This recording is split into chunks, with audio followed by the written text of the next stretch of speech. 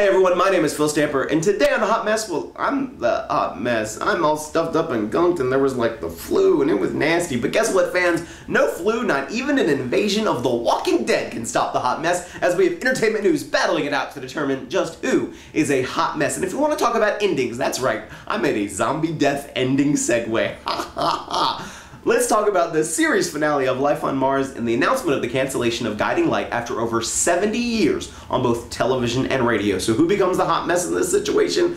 Well, both series were canceled due to low ratings.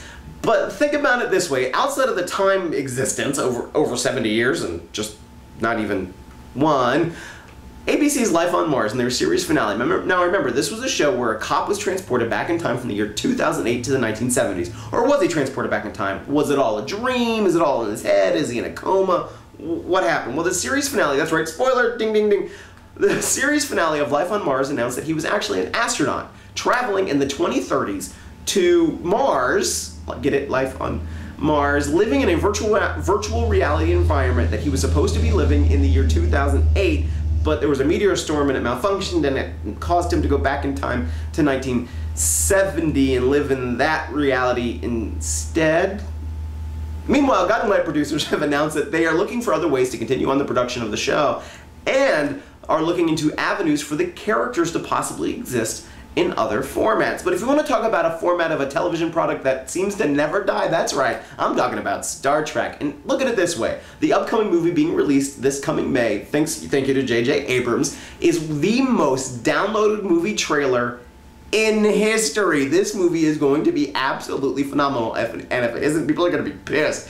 But the series of comics, the prequel comics leading into the movie, are available for up to $40 an issue.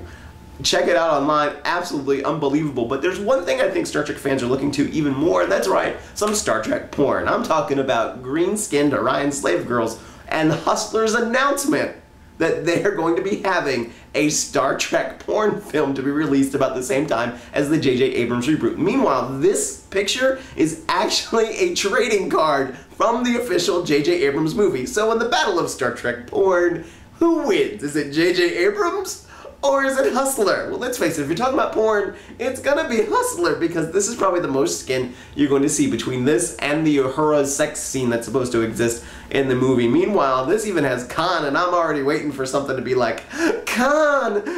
Yeah, I know it's coming, let's face it. Yeah, that's right, I said it. But if you want to talk about some TV porn, Project Runway is back on the air. This coming summer, Project Runway moves to Lifetime. Their court battle is over, don't worry fans.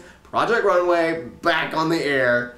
Hallelujah. Heidi Klum, you're gonna get your fill. Despite being, you know, a pizza lady on, yeah, I get that a lot. Not so great. Anyway, there is a new internet battle raging right now between Men in Black 3 and X-Men Origins Wolverine. So what's going on in the latest scoops on the internet? Well, Men in Black 3 has been announced for a possible 2011 date. Now, neither Will Smith nor Tommy Lee Jones have yet to sign on. Meanwhile, an early release of X-Men Origins Wolverine came out on the internet without a lot of its special effects, without some of the additional scenes that they've gone back to reshoot, and the FBI is apparently investigating who did the leak of X-Men Origins on the internet.